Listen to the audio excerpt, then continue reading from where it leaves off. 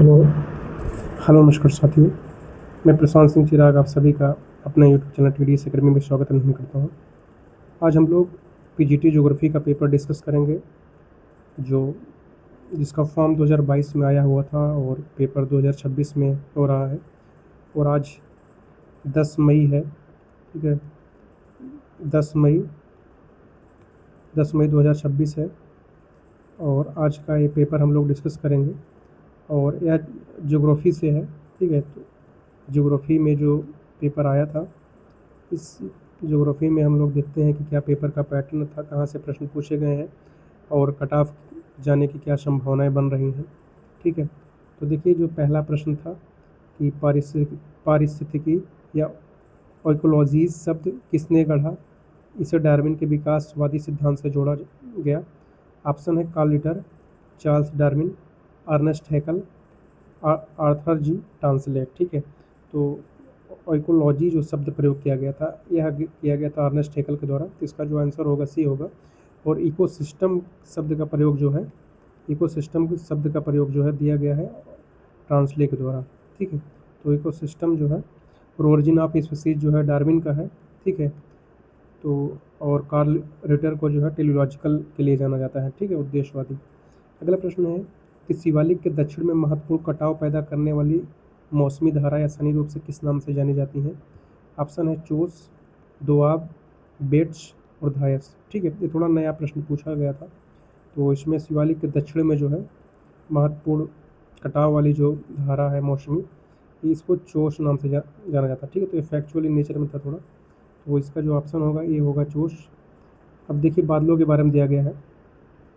बादलों के बारे में निम्नलिखित कथनों पर विचार कीजिए। ठीक है, और उपयुक्त में से कौन से कथन गलत है, तो इसमें गलत कथन को बताना। ठीक है, तो पच्छाद शीर्ष बादल मध्य स्तर के बादल है। ठीक है, तो देखिए पच्छाद बादल जो है यहाँ मध्य स्तर दिया गया। ठीक है, तो पच्छाद बादल कौन से हैं, ये उच्च स्तर के बादल होते हैं जो बर्फ़ के क्रिस्टल से बने होते हैं। ठीक है, तो बर्फ़ के क्रिस्टल तो सही दिया गया लेकिन मध्य स्तर का गलत दिया गया।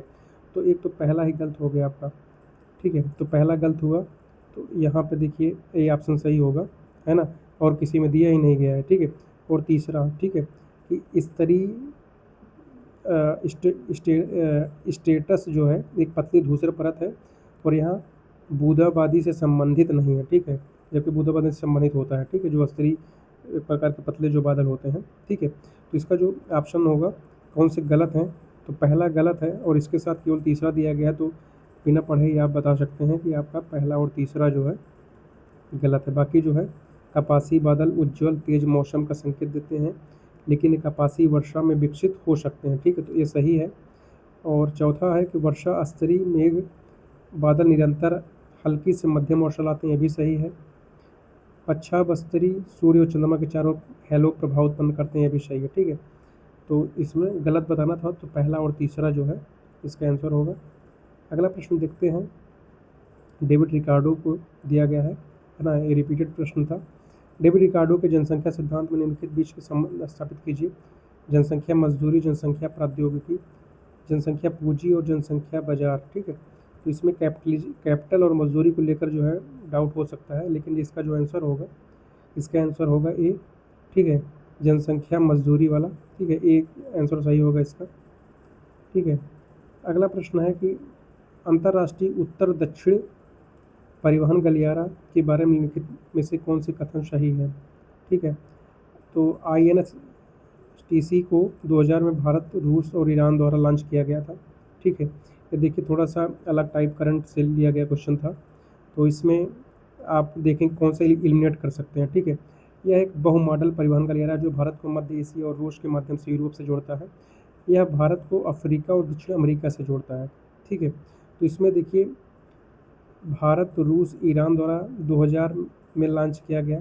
ठीक है, और एक बहु मॉडल परिवहन गलियारा है जो भारत को मध्य एशिया और रूस के माध्यम से यूरोप से जोड़ता है। ठीक है, तो देखिए भारत हुआ, रूस, ईरान, ये सब मध्य एशिया की कंट्री हैं और यह बता रहा है कि मध्य एशिया और रूस के माध्यम से यूरोप से जोड़ता है। ठीक है, तो पहला और दूसरा तो मेल खा रहा है, जबकि अफ्रीका और दक्षिण अमेरिका जो दिया गया थोड़ा अलग लग रहा है। ठीक है, तो इसमें तीसरे को अगर एलिमिनेट करेंगे आप, ठीक है, तो आपका जो है पहला और दूसरा सही हो जाएगा। ठीक है, तो इसका जो इस तरह एलिमिनेशन के थ्रू जो है आप इसको एलिमिनेट कर सकते हैं। ठीक है, कि अगर मान लीजिए यहाँ सन भी गलत दिया हो सकता है, तो अगर भारत, रूस, ईरान की बात किया जा रहा है तो यहाँ पे मध्य एशियाई रूस की बात किया जा रहा है, ठीक है। तो इससे मिल रहा है, जबकि अफ्रीका और दक्षिण अमेरिका तो बिल्कुल ही अलग है। तो तीसरा नहीं हो सकता, तीसरा यहाँ यहाँ यहाँ, तो तीनों गलत हो गए तो बी सही हो गया, ठीक है। तो इस तरह एलिमिनेशन के थ्रू हम लगा सकते हैं। अब देखते हैं समुद्री अवसादों के संबंध में निम्नलिखित कौन से गलत हैं, ठीक है। जैवजनित अवसाद आयतन के हिसाब से कम 30% समुद्री जीवों के अवशेषों से मिलकर बने होते हैं, ठीक है। चलिए आगे देखते हैं। कस्मोजेनिक अवसाद ब्रह्मांड बाह्यग्रही या एक्स्ट्रा टेरेस्ट्रियल उत्पत्ति के होते हैं, जो अंतरिक्ष से उल्का पिंडों से प्राप्त होते हैं, ठीक है। तो ये सही है, ठीक है, इसमें गलत बताना है। लिथोजीनस अवसाद जैव रासायनिक अवक्षेपण के माध्यम से सीधे समुद्र तल पर इन सीटू बनते हैं, ठीक है। तो इसमें जो है थोड़ा सा डाउट लग रहा है कि कोई लिथोजिनस अवसाद जैव रासायनिक अवक्षेपण के माध्यम से सीधे समुद्र तल पर इन सीटू, ठीक है। तो समुद्र तल पर इन सीटू, ठीक है, थोड़ा सा इसमें डाउटफुल लग रहा है। आगे देखते हैं। हाइड्रोजीनस अवसाद रासायनिक अपक्रमण घुलित पदार्थों के अवक्षेपण से प्राप्त होते हैं, ठीक है। तो इसमें जो गलत होने की संभावना दिख रही है, ठीक है, तो स्टेटमेंट वाइज है। तो इसमें जो सी वाला क्वेश्चन है आंसर है, यही गलत है, ठीक है। इसका जो आंसर होगा सी होगा। बाकी जो है जैसे 30% समुद्री जीवों के अवशेषों से मिलकर बने होते हैं, डाउटफुल पे इस पर लगा सकते हैं क्योंकि डेटा दिया हुआ है। लेकिन इसमें आप देखेंगे स्टेटमेंट में थोड़ा सा सी वाला आपको लगेगा कि जैव रासायनिक अवक्षेपण के माध्यम से, जबकि लिथोजिनस सैलजन की बात हो रही है, सीधे समुद्र तल पर इन सीटू, ठीक है। तो ये थोड़ा जो है गलत होने की संभावना इसमें ज़्यादा है। तो इस तरह आप एलिमिनेशन के थ्रू इसको लगा सकते हैं, ठीक है। अगला है कि विकास लोगों द्वारा उपभोग की जाने वाली वास्तविक स्वतंत्रता के लिए विस्तार की एक प्रक्रिया है, ठीक है। तो इसमें Karl Marx, B.R. Ambedkar, Max Weber और अमर्त्य सेन, ठीक है। तो अगर आपने पढ़ा होगा कि जो आया था महबूब उल हक और अमर्त्य सेन के द्वारा, तो अमर्त्य सेन के द्वारा दिया गया, जिसमें वास्तविक स्वतंत्रताओं के विस्तार पर बात की थी, ठीक है। तो इसमें कन्फ्यूजन हो सकता है क्योंकि ये दिया गया है किसी के द्वारा विचार है, ठीक है।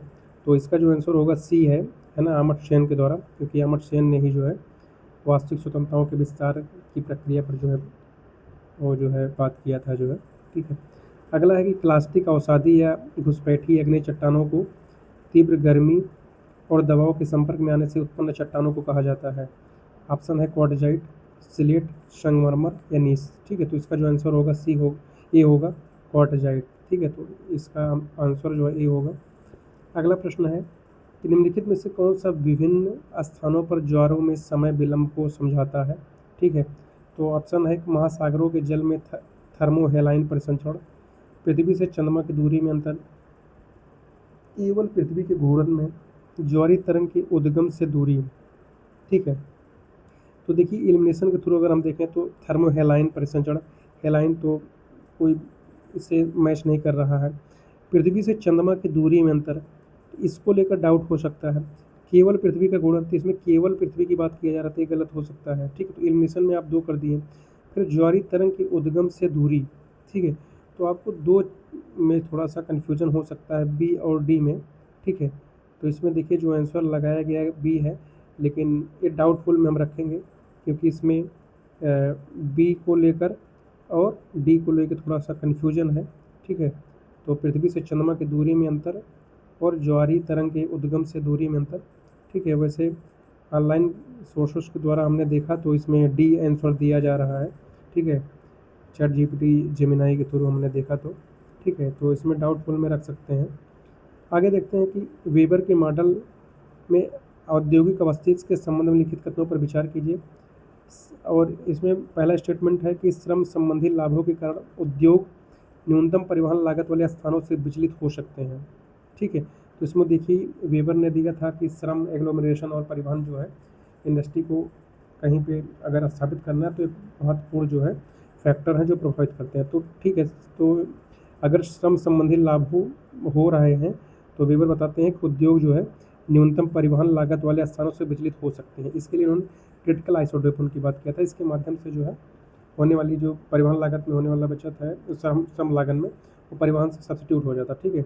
इसमें देखिए आइसोटोपिन ऐसे विचलन के कारण उत्पन्न अतिरिक्त परिवहन लागत को मापने में मदद करते हैं, ठीक है। तो ये जो है सेकंड वाला गलत है आपका, तो जो इसका आंसर होगा बी होगा, ठीक है। इसमें इन्होंने क्रिटिकल आइसोडोपेन का प्रयोग किया था, ठीक है। विचलन के कारण जो उत्पन्न अतिरिक्त परिवहन लागत है इसके लिए क्रिटिकल आइसोडोपेन की बात किया था इन्होंने, ठीक है।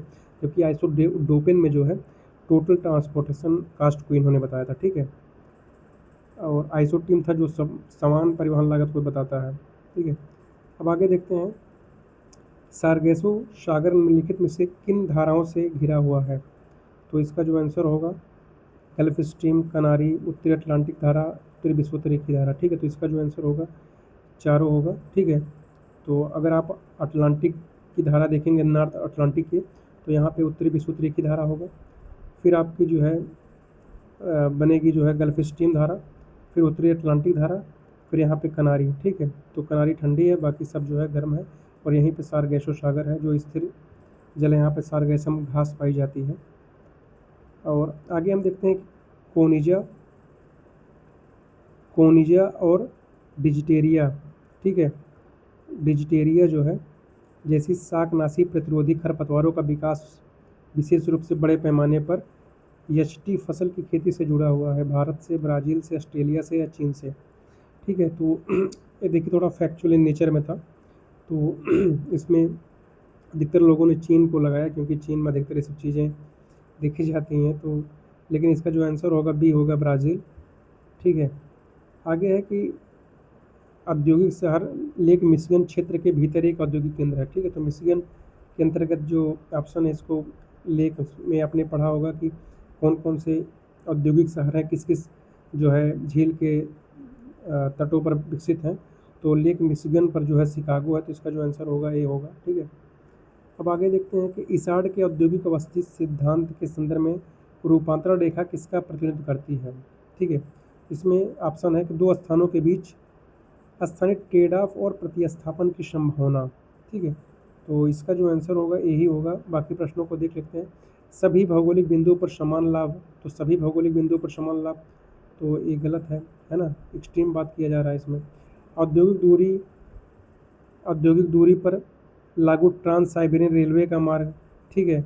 तो ट्रांस साइबेरियन ये तो अलग ही बात कर रहा है। वह सीमा जहाँ परिवहन लागत शून्य हो जाती है, तो परिवहन लागत शून्य नहीं होती तो एकदम एक्सट्रीम है ना, तो एलिमिनेशन थ्रू भी आप लगा सकते हैं। इसका जो आंसर होगा ये होगा। आगे है कि विकास ध्रुव की अवधारणा का योगदान किनके द्वारा किया गया, है ना। इसार्ड और पेराक्स के द्वारा। तो पेराक्स तो थे लेकिन इसार्ड नहीं थे। क्रिस्टालास इन्होंने सेंट्रल प्लेस थ्योरी दिया था, ठीक है। तो ये भी गलत है। वान थियोन ने एग्रीकल्चर दिया था, इसार्ड ने इंडस्ट्री दिया था। इसमें पेरॉक्स और बोधविले हैं। पेरॉक्स ने जो है इकोनॉमिक स्पेस की बात की था ग्रोथ पुल में, जबकि बोधविले ने जियोग्राफिकल स्पेस की बात किया था, ठीक है। तो इसमें इन्होंने इकोनॉमिक स्पेस दिया, ठीक है, और ये जो है जियोग्राफिकल स्पेस की बात करते हैं, ठीक है। तो दोनों लोग जो है इसमें संबंधित है जो है ग्रोथ पुल से, ठीक है। अगला प्रश्न है कि संयुक्त राज्य अमेरिका के एंडिरो डैक पर्वत, ठीक है। तो ये भी स्टेटिक प्रश्न है, फैक्चुअल इन नेचर। तो यह भूवैज्ञानिक रूप से किस क्षेत्र का विस्तार है? तो इसका जो आंसर होगा लॉरेंसियन शिल्ड है, ठीक है, सी है। थोड़ा सा फैक्चुअल इन नेचर में था, ठीक है। तो इसमें तुक्का पे यही भरोसे सही हो सकता है किसी का। और आगे का प्रश्न है कि यह अनाज की फसल लेवांत क्षेत्र इथोपियाई उच्च भूमि में उत्पन्न हुई थी। 30 डिग्री उत्तरी अक्षांश और 60 डिग्री उत्तरी अक्षांश के बीच व्यापक रूप से उगाई जाती है और खाद्यान्न उत्पादन में प्रमुख है। यह भारत के उत्तरी और दक्षिणी दोनों राज्यों में उगाई जाती है, ठीक है। तो देखिए इसमें यूथोपियाई उच्च भूमि में उत्पन्न हुई थी फसल लेवांत क्षेत्रों में। तो इसमें आप ऑप्शन देखें, दाल है, चावल है, मक्का है। फिर बता रहा है कि 30 डिग्री उत्तरी और 60 डिग्री उत्तरी अक्षांशों के बीच अधिकतर उगाई जाती है, तो है ना। तो शीतोष्ण क्षेत्र है, तो शीतोष्ण क्षेत्र में चावल नहीं हो सकता है, ठीक है। और चावल नहीं हो सकता, एलिमिनेशन हो गया। गेहूं का आप देखेंगे कि सबसे अधिक उत्पादन की बात कर रहा है ना, व्यापक रूप से उगाई जाती है। तो व्यापक रूप से कौन, गेहूं उगाया जाता है, ठीक है। तो इस तरह एलिमिनेशन के थ्रू जो है, तो अगर मान लीजिए आप इसके थ्रू नहीं लगा पा रहे हैं कि कहाँ पे उच्च भूमि में यह मतलब उत्पन्न हुई थी, ठीक है। और लेकिन यह है कि थोड़ा सा कन्फ्यूजन इसमें हो सकता है गेहूँ को लेकर कि भारत के उत्तरी और दक्षिणी दोनों राज्यों में उगाई जाती है। तो गेहूँ को लेकर क्योंकि दक्षिणी राज्यों में थोड़ा सा गेहूँ पे थोड़ा सा डाउट हो सकता है, ठीक है। तो यहाँ पे आंसर जो होगा गेहूँ होगा, ठीक है। मक्का को भी कुछ लोगों ने जो है किया है, तो इसका जो आंसर होगा गेहूँ होगा। ब्लैक फुट लोग जो है, यहाँ पे कुछ लोगों ने रोग भी पढ़ा। ब्लैक फुट लोग जो है निम्नलिखित में से किस आर्थिक गतिविधि में लगे हुए थे? वृक्षारोपण, कृषि, बड़े पैमाने पर जलवासी पशुचरण, बड़े शिकारी जानवरों का शिकार, समुद्री मछली पालन। ठीक है, तो इसमें देखिए एक तो बी को लेकर कन्फ्यूजन है, एक सी को लेकर कन्फ्यूजन है। ठीक है, तो इसमें जो है बी और सी को लेकर थोड़ा सा कन्फ्यूजन है। ठीक है, तो इसको आप देख लीजिए चैट जीपीटी के द्वारा, तो बड़े पैमाने पर जलवासी पशुचरण को ही जो है आंसर बताया गया है। ठीक है, तो इसको भी आप डाउट में ले सकते हैं। ठीक है, क्योंकि बड़े शाकाहारी जानवरों का शिकार भी कहीं पे दिखा रहा है, कहीं पे बड़े पैमाने पर जलवासी पशुचरण। ठीक है, तो इसको देखिए अभी आंसर की आने तक हम इंतज़ार करेंगे क्या हो सकता है। अगला प्रश्न दिया गया है कि निम्नलिखित में से किस प्रकार की चट्टानों में पेट्रोलियम नहीं पाया जाता है? तो चूना पत्थर, औषधि, बलुआ पत्थर का यांत्रिक। तो हमने देखा है, पढ़ा है कि जो पेट्रोलियम होता है औषधि चट्टानों में पाया जाता है। तो बलुआ पत्थर चूना पत्थर और औषधि सब औषधि चट्टानें हैं, जबकि यांत्रिक चट्टानें जो है इसमें नहीं पाया जाता। तो आंसर जो होगा बी होगा। अगला प्रश्न है कि चीन में चाय की खेती केंद्रित है? पीली नदी के मैदान मंचूरिया में, कैंटन के तटीय निम्न भूमि में, यांगत्जे और सिचुआन बेसिन में, तिब्बती पठार और गोबी रेगिस्तान में। ठीक है, तो देखिए इसको लेकर भी डाउट हो सकता है, फैक्चुअल इन नेचर में है। अगर नहीं पढ़ा गया है तो इसको लेकर डाउट हो सकता है एग्जाम में। इसका जो आंसर होगा यांगत्जे घाटी और सिचुआन बेसिन में है। ठीक है, आगे हम देखते हैं कि निम्नलिखित भू आकृति विशेषताओं को डेविस के प्रदर्शन चक्र के क्रम में व्यवस्थित कीजिए। तो समप्राय मैदान पेनीप्लेन, ये देखिए तीसरी अवस्था में होता है, वृद्धावस्था में। भीयकार घाटी युवा अवस्था में होता है। लुप्त प्राय होते जल विभाजक दोआब, ये मैदानी क्षेत्रों में देखा जाता है। तो आप देखेंगे कि पहले आएगा भीयकार की घाटी, सेकंड, फिर आएगा लुप्त प्राय वाला जल विभाजक, थर्ड, फिर आएगा फर्स्ट, है ना। तो देखेंगे कि फर्स्ट तो सेकंड थर्ड फर्स्ट, ए हो जाएगा इसका आंसर। ठीक है, आगे कृषि की उत्पत्ति प्रसार के संबंध में सिद्धांत का प्रतिपादन किया है। ठीक है, तो इसका देखिए फैक्चुअल है बुक, तो इसमें जो है एग्रीकल्चर ओरिजिन एंड डिस्पर्जल के संबंध में जो है पुस्तक लिखा गया है कार्ल शावर के द्वारा। तो इसका जो आंसर होगा कार्ल शावर होगा। ठीक है, तो इन्होंने जो है एग्रीकल्चर ओरिजिन एंड डिस्पर्जल सिद्धांत दिया है। अब देखिए माल्थस के सिद्धांत के अनुसार यदि जनसंख्या 10 लाख से शुरू होती है, खाद्य आपूर्ति 1 इकाई से शुरू होती है, तो 75 वर्षों के बाद क्रमशः जनसंख्या और खाद्य आपूर्ति में क्या होगी? यह मानते हुए कि प्रत्येक 25 वर्षों में जनसंख्या दोगुनी हो जाती है, खाद्य आपूर्ति में अंकगणितीय रूप से 1 इकाई की वृद्धि होती है। ठीक है, तो देखिए इसमें जो है बता भी रहे हैं कि 25 वर्षों में जनसंख्या दोगुनी हो जाती है। ठीक है, ज्योमेट्रिक मीन में, जबकि खाद्य आपूर्ति अंकगणितीय रूप से 1 इकाई की वृद्धि होती है। ठीक है, तो कितना इसका अनुपात होगा? ठीक है, तो 10 लाख की अगर जनसंख्या है, मान लीजिए पहले साल में 10 लाख है, तो 25 वर्षों में हो जाएगा 2 लाख, फिर 25 से 50 में हो जाएगा, 25 वर्ष हो गया तो 2 का जो है डबल हो जाएगा 4 लाख। ठीक है, फिर 75, फिर 25 साल, तो 75 साल में हो जाएगा 4 का 8 हो जाएगा। ठीक है, तो मतलब 40 से 8, तो इसका जो है 8 हो जाएगा। और जबकि जनसंख्या 1 से 2 में 1, फिर 2, 1 तो था ही, 1 से 2 हो जाएगा, फिर 2 से 3, फिर 3 से 4। ठीक है, तो 4 जो है 8:4 का होगा। ठीक है, तो इसका जो आंसर होगा डी होगा। ठीक है, अगला प्रश्न है कि एल नीनो वाले वर्षों के दौरान कौन सी स्थिति प्रवाल विरंजन में वृद्धि का कारण बनती है? तो प्रवाल विरंजन मतलब कोरल ब्लीचिंग में। तो कोरल ब्लीचिंग में हम सब जानते हैं कि तापमान का जो है विशेष रोल होता है। तापमान अगर बढ़ता है तो कोरल ब्लीचिंग जो है स्टार्ट हो जाता है। ठीक है, जुक्सन थलाई जो है उनका जो है ऑक्सीजन लेना बंद हो जाता है, जिससे जो है प्रवाल विरंजन या कोरल ब्लीचिंग की समस्याएं आ जाती हैं। अगला प्रश्न है कि एक मैन सर्पिल में उत्तरी गोलार्ध में सतही धारा वायु की दिशा से किस कोण पर विक्षेपित होती हैं? 90 डिग्री दाएं, 180 डिग्री दाएं, वायु के समानांतर, या 45 डिग्री दाएं। इसका जो आंसर होगा 45 डिग्री दाएं। ठीक है, एपीफाइट्स के बारे में निम्नलिखित कथनों पर विचार कीजिए। तो एपीफाइट्स के बारे में देखिए ये निम्न अक्षांशों में होते हैं, क्योंकि अधिपातर वृक्षों को हम लोगों ने पढ़ा है कि ये निम्न अक्षांशों में होते हैं, तो पहला तो सही है, इसमें सही कथन ही बताना है। मेजबान पौधों से पोषक तत्व प्राप्त करते हैं, शुष्क क्षेत्रों में उगते हैं, तो शुष्क क्षेत्रों में नहीं उगते हैं। तो अगर शुष्क क्षेत्रों में अगर तीसरा एलिमिनेट करेंगे तो यहाँ पे है, यहाँ पे है, तो यहाँ पे तो देखिए, तो हमारा पहला, चौथा और पाँचवा अपने आप ही हो जाएगा, ठीक है।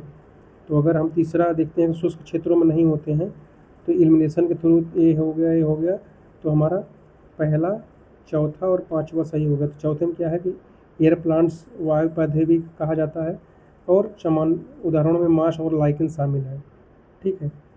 तो मांस और लाइकेन शामिल है, तो इसमें जो होगा इसका 1, 4 और 5, इसमें कन्फ्यूजन हो सकता है कुछ लोगों को। मांस और लाइकेन टुंड्रा में पाया जाता है, तो कैसे जो है ट्रॉपिकल रीजन में एपिफाइट्स निम्न अक्षांशों में पाया जाता है, तो यहाँ पे मार्स लाइकन कहाँ पे मिल सकता है, तो इसमें कन्फ्यूजन हो सकता है।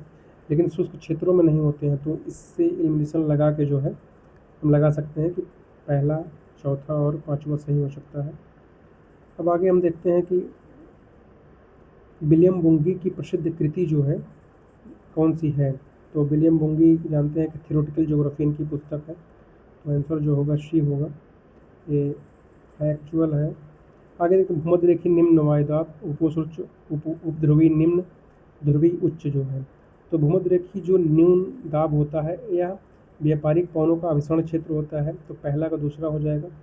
उपोष्ण उच्च वायुदाब जो होगा, यहाँ पे जो है पवनों का अपसरण होता है, ठीक है। अपसरण होगा, एक ट्रेड विंड आएगा और एक वेस्टर्नली होगा, ठीक है। तो हो जाएगा पहला। और उपध्रुवी निम्न वायुदाब, जहाँ पे पश्चिम और पूर्वी पवनों का मिलन होता है, तो तीसरा हो जाएगा। ध्रुवी उच्च, जहाँ पे ठंडा घना अवतलन होता है, जहाँ पे अवतलन होता है पवनों का, ठीक है। तो हो जाएगा इसका दूसरा, पहला, तीसरा, चौथा, ठीक है। तो बी हो जाएगा। अब देखते हैं अगला जो दिया गया है question, influence of geographic environment 1911। तो ये तो रटा रटाया क्वेश्चन है, एलन चर्चिल सैंपल के द्वारा दिया गया है, ठीक है। और हंटिंगटन ने जो है, इन्होंने जलवायु को जो है अधिक महत्व दिया है मानव के सभ्यताओं के विकास पर जो है। रेडजल जो है राजनीतिक भूगोल के पिता, एंथ्रोपोजियोग्राफी इन्होंने पुस्तक लिखा। टेलर जो है नवनियतिवादी ने दिया, ठीक है। आगे हम देखते हैं कि निम्नलिखित लौह अयस्कों में से किसमें लोहे की प्रतिशत कम है, ठीक है। तो जब हम लोहे के प्रकार को पढ़ते हैं तो उसमें हम लोगों ने पढ़ा है कि सबसे नंबर 1 का मैग्नेटाइट होता है, फिर हेमेटाइट होता है, फिर लिमोनाइट, फिर सीडेराइट। तो सबसे कम होगा सीडेराइट में, ठीक है, लोहांश की मात्रा। अब देखते हैं कि अगला प्रश्न है कि गन्ना लाल मिट्टी और काली मिट्टी दोनों में उगाया जा सकता है, ठीक है, दोनों में उगाया जा सकता है। तो संभावनाएं जहाँ पे लगे तो सही हो सकता है। तो पहला सत्य है, गन्ना एक शीतोष्ण फसल है, तो शीतोष्ण फसल है, पहले गलत बता दिए कि गन्ना शीतोष्ण नहीं है ना, जिससे कम पानी की, पानी भी इसमें पर्याप्त चाहिए होता है, ठीक है। तो अगर इसमें स्टेटमेंट और जो है कारण का क्वेश्चन रहे, अभी कथन और कारण का, तो अगर एक सही है दूसरा गलत है, तो इसमें एलिमिनेशन आसानी से सही हो सकता है कि पहला अगर सही है तो दूसरा गलत है, ठीक है। तो अगर एक गलत है दूसरा सही होगा, ठीक है। अब देखते हैं सुंडा सेल्फ को किस प्रकार वर्णित किया गया है। सेल्फ, देखिए सेल्फ की बात किया गया है यहाँ पे, तो इसमें कन्फ्यूजन भी हुआ जो है काफ़ी बच्चों को कि फिलिस्तीनी द्वीप समूह, तो फिलिस्तीन एक अलग ही बात कर रहा है, अलग द्वीप समूह है, ठीक है। सुंडा तो इंडोनेशिया के पास है, सुमात्रा जावा। तो भूवैज्ञानिक रूप से स्थिर और उथला प्लेटफॉर्म, तो उथला इसलिए हो सकता है कि सेल्फ की बात किया जा रहा है ना, स्थिर, ठीक है। और फिर सुमात्रा जावा के बीच में एक सक्रिय ज्वालामुखी चाप, एक गहरी महासागरीय खाई जो प्लेट सीमा को चिन्हित करती है, ठीक है। तो देखिए सुंडा एक खाई भी है, तो इसमें कन्फ्यूजन हो सकता है, लेकिन यहाँ सेल्फ दिया है। सुंडा एक स्टेट भी है सुमात्रा जावा के बीच में, इसमें भी हो सकता है, जबकि यहाँ सेल्फ दिया है। अगर देखा जाए तो एक भूवैज्ञानिक रूप से स्थिर और उथला प्लेटफॉर्म है, ठीक है। तो आंसर जो होगा बी होगा, ठीक है। थोड़ा कन्फ्यूजिंग था जो है, इसका जो आंसर होगा बी होगा, ठीक है। और अगला हम प्रश्न देखते हैं कि अमेजन वर्षा वन ने अकेले पिछले 50 वर्षों में अपने वन क्षेत्रों का 60% से अधिक हिस्सा खो दिया है, ठीक है। तो 50 वर्षों में 60% जो है, ये तो हाइपरबोल पूरा बोल दे रहा है। जल चक्र में व्यवधान वनों की कटाई के प्रभाव में से एक है, ठीक है। जल चक्र में अगर व्यवधान हो रहा है तो वनों की कटाई के प्रभाव में से एक है, ठीक है। तो वनों की कटाई की वजह से भी हो रहा है तो सही है। REDD+ वनों को संरक्षित करने के लिए विकासशील देशों को वित्तीय सहायता प्रदान करता है, ठीक है। तो अगर हम पहला इलिमिनेट करते हैं तो यहाँ पे, ठीक है। तो दूसरा अगर सही हो रहा है तो तीसरा जो है ये भी हम देख सकते हैं कि वित्तीय सहायता जो है इसमें भी तुक्का के भरोसे ही दूसरे तीसरे को लेकर हो सकता है। इसका जो आंसर होगा बी होगा, ठीक है। तो एलिमिनेशन के थ्रू जो है स्टेटमेंट वाले क्वेश्चन को काफ़ी एलिमिनेट किया जा सकता है। जैसे बुक वगैरह हुआ थ्योरी, तो इसमें तो फैक्चुअल भाई रटा रटाया होता है। भूगोल में संभववादी परंपरा से संबंधित है, तो संभववादी में रेफरेंस ऑफ ज्योग्राफिक इन्वायरमेंट, ये तो चर्च सैम्पल का है। अडकुंडे रिटर का है। ए ज्योग्राफिकल इंट्रोडक्शन टू हिस्ट्री, ये फेब्रे का है। तो फेब्रे जो है संभववादी थे। एंथ्रोपोज्योग्राफी जो है ये रडजल का है, ठीक है। और अडकुंडे जो है रिटर का है, ठीक है। तो ये सब जो है नियतिवादी से हैं, तो संभववादी परंपराओं से संबंधित है, तो हो जाएगा फेब्रे का ए ज्योग्राफिकल इंट्रोडक्शन टू हिस्ट्री, ठीक है। अगला है कि सूर्य उष्मी अवरक्त विकिरण उत्सर्जित करती है, जबकि पृथ्वी लघु तरंग विकिरण उत्सर्जित करती है ना। तो पृथ्वी जो है लघु तरंग नहीं करती है, दीर्घ तरंग के रूप में विकिरण करती है। तो यहाँ पे पहला तो गलत हो गया। पहला अगर गलत हो गया तो दूसरा अपने आप ही सही हो जाएगा, बिना देखे भी आप लगा सकते हैं। सूर्य तप को वाट प्रति वर्ग मीटर इकाइयों में मापा जाता है, ठीक है। तो अगर आप नहीं भी जान रहे हैं तब भी आप लगा सकते हैं। अगर पहला गलत हो गया तो दूसरा सही होगा, ठीक है। अब देखिए इकोलॉजिकल नीड्स से भी कई बार पूछा गया है कि सबसे पहले किसके द्वारा दिया गया।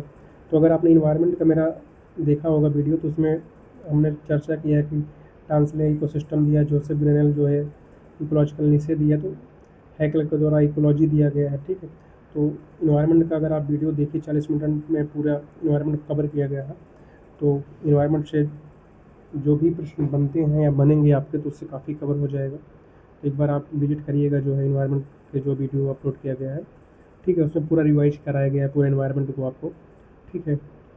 तो इसमें देखिए जोसेफ ग्रीनेल जो है इसमें होंगे, ठीक है। अब आइए अगला प्रश्न देखते हैं। अगला प्रश्न है कि निम्नलिखित में से कौन से राज्य पूर्वी भारत में हरित क्रांति लाना के अंतर्गत आते हैं, ठीक है। तो यहाँ पूर्वी भारत की बात किया गया है। तो देखते हैं कि पूर्वी भारत में कौन कौन आ सकते हैं। तो असम आएगा, उड़ीसा, पंजाब तो पूर्वी भारत में आएगा नहीं, तो तीसरा गलत कर देंगे। तो तीसरा देखिए इसमें दिया है, इसमें दिया है, इसमें दिया है, तो अपने आप ही हो जाएगा आपका, ठीक है। हरियाणा भी इसमें नहीं आएगा क्योंकि हरियाणा जो है आपका पश्चिम में है, हरियाणा और पंजाब, ठीक है। तो बी हो जाएगा आराम से। तो इस तरह एलिमिनेशन थ्रू आप लगा सकते हैं। उष्णकटिबंधीय चक्रवात में सबसे अधिक वायुवेग कहाँ देखे जाते हैं। आग भित्ति में, बाहरी वर्षा बैंड में, आँख में, तूफानी लहर क्षेत्र में। तो सबसे अधिक जो होता है वह आई वाल में होता है, ठीक है। आई जबकि होता है, जो आई होता है बहुत शांत क्षेत्र होता है, जबकि आई वाल जो है यहाँ पे तेज पवने चलते हैं, ठीक है। तो इसका आंसर जो होगा ये होगा आई वाल। अगला है कि अधिकेंद्र भूकंप के अधिकेंद्र के निर्धारण में इस संबंध में निम्नलिखित कदमों पर विचार कीजिए। अधिकेंद्र का पता PS तरंगों के यात्रा समय की तुलना करके लगाया जा सकता है। और दूसरा है कि सटीक त्रिभुजीकरण के लिए 2 भूकंपीय स्टेशनों की आवश्यकता होती है। तो 2 नहीं होता है, क्योंकि अगर 2 करेंगे तो आपका 2 जगह यहाँ पे देखिए, जबकि अधिकेंद्र तो एक ही जगह आएगा, 2 से नहीं लगा सकते। तो बी अगर एलिमिनेट कर देंगे हम, ठीक है। अगर हमारा दूसरा गलत हुआ तो ए गलत हो जाएगा। सही कथन बताना है यहाँ पे, ठीक है। ए भी एलिमिनेट हो गया आपका, ए भी हो गया, तो अपने आप ही पहला और तीसरा हो जाएगा आपका, ठीक है। तीसरा जो है भूकंपीय स्टेशन चारों ओर खींचे गए वृत्तों के प्रतिच्छेदन बिंदु पर स्थित होते हैं, ठीक है। तो इस तरह जो है कई वो खींचते हैं जहाँ पे एक दूसरे का सब काट रहे होते हैं, तो वही हमारा अधिकेंद्र का बिंदु होता है, ठीक है। तो इस तरह जो है हम जो है एपिसेंटर को जो है मेजर करते हैं, उनका निर्धारण करते हैं, ठीक है। अब आगे हम देखते हैं कि उत्तरी गोलार्ध का समुद्री तापमान जो है दक्षिणी गोलार्ध की तुलना में अधिक होने का मुख्य कारण क्या है। तो हम सब जानते हैं कि जो नॉर्थ हेमिस्फीयर है वहाँ पे लैंड अधिक है, जबकि यहाँ पे सागर अधिक है, ठीक है, साउथ में। तो स्थल खंड का अधिकता की वजह से जो है जो उत्तरी गोलार्ध है वहाँ पे समुद्री तापमान दक्षिणी गोलार्ध की तुलना में अधिक होती है, ठीक है। तो इसका जो आंसर होगा बी। देखते हैं कि एशिया में बहुत ऐसे स्थान हैं जहाँ लोग बहुत कम और कुछ ऐसे स्थान हैं जहाँ लोग बहुत अधिक हैं, ठीक है। तो इसमें हंटिंगटन, कार्ल मार्क्स, माल्थस और जॉर्ज बी क्रेसी है। तो आपने अगर एनसीईआरटी पढ़ा होगा तो वहाँ पे दिया गया है, तो इसका जो आंसर होगा जॉर्ज बी क्रेसी होगा, ठीक है। तो एनसीईआरटी से देखिए पूछा गया है डायरेक्ट। अगला प्रश्न देखते हैं कि भारत में गहन प्रवाल भित्ति संरक्षण के लिए निम्नलिखित कथनों में से किन क्षेत्रों की पहचान की गई है?